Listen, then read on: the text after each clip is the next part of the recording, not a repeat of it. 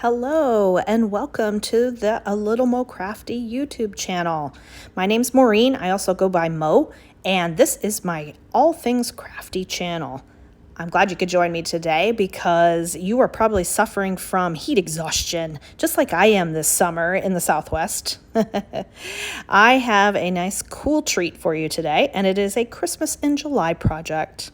And we are going to be working with some of the really awesome products by Keep It Simple Paper Crafts. So I've already started to show you some on the screen, and the papers that I am choosing to work with today are the Scandinavian Christmas papers from Keep It Simple Paper Crafts. And we are going to be making a shaker card today.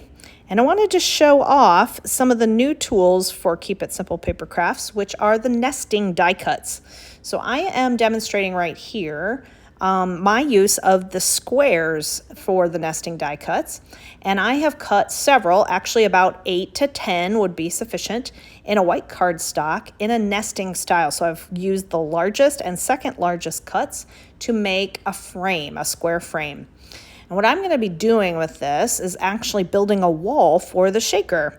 That means you don't have to buy any special kits or anything. You can use your nesting die cuts to make a shaker card. And that's really awesome. So I'm going to use the base of the Scandinavian paper here in the striped colors, and then slowly start adding all of the white cardstock frames that I've cut out proactively with the nesting die cuts. This eventually will become a wall that you can put your sprinkles and your embellishments and everything in. So once I've glued those together, kind of let that sit for a minute, I now have a little kind of area that I can put sequins and embellishments and so forth in.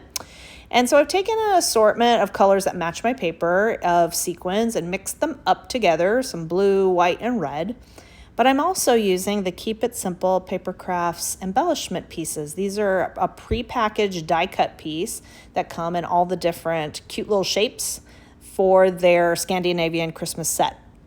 And I'm going to add a few of these into the center as well. And then I've cut in just the largest square shape a piece of acetate. Now, you might have noticed that I have a little bit of static cling going on, and this is pretty normal when you make a shaker card. So what I like to do is actually take the acetate and just gently tap it onto a dryer sheet. So that's what you see me doing here. I would not recommend rubbing it on your acetate sheet. That will just scratch your sheet, but simply tap it onto something that will eliminate the static. And if you notice, as I set that down, the static was gone. So I just glue that on with any old tacky glue, and then I have cut one other frame, this time in the snowflake pattern, and glued it around it, and then just let it dry. So while that is drying, I am also going to be showing what you can do with the nested ovals set from Keep It Simple Paper Crafts. And so I have cut like a size 3 medium oval out into in two shapes. And I'm going to be slowly curling that around just a rod or a pencil so that I don't get a straight bend, but I start to get a curve in the oval. This is actually going to become the bow to the top of my gift. Once again, if you have nesting die cuts, you don't need to go out and buy a fancy set. You can make lots of things just from these general shapes. So it's a really good investment in your die cut library. So I have glued these two together end to end and have curled the ends of the ovals and let them dry. When I use a clip to keep these together, I only hold it together for a few minutes so I don't rip the paper.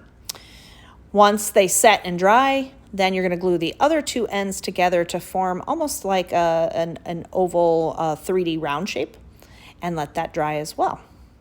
Now what I'm going to do is gently push the center of the two ovals down together, clip them together for just a brief moment with a clothespin, and let that dry, and that becomes the bow shape of my die cut bow.